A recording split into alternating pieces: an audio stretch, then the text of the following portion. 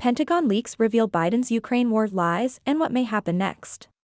President Joe Biden's public pronouncements about the war in Ukraine ring hollow in light of the recently leaked intelligence documents. Congress and the American people must demand accountability, truth, and not more lies before we are led into another war or something much worse.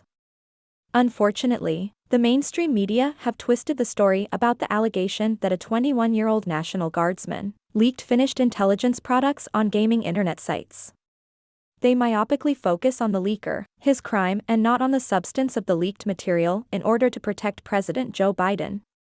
However, we need to ask whether the president is lying about our role in the war in Ukraine, which could have grave consequences for us all.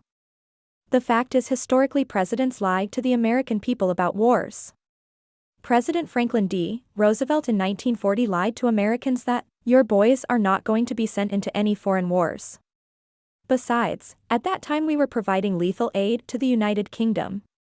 We went to war after Japan attacked Pearl Harbor in December 1941.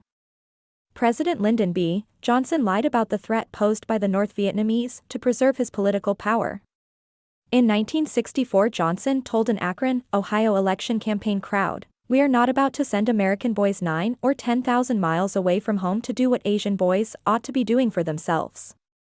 Then, after being elected, LBJ sent U.S. combat troops to the jungles of Vietnam, lying to the American people about the attack on U.S. forces in the Gulf of Tonkin, eventually deploying 500,000 personnel until our withdrawal in 1975 with our tail tucked, and at the cost of more than 58,000 American lives.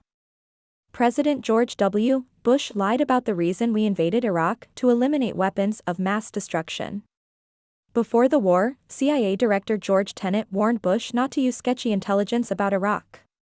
Bush knew Saddam Hussein no longer had an arsenal of WMD, and yet the president misled the American people. And after the 2003 invasion, officials confirmed Iraq had abandoned its programs years earlier. Other presidents in our history lied to the American people about war. James Polk lied about Mexico invading the U.S., which led to the Mexican-American War, because he wanted to add Texas as another slave state.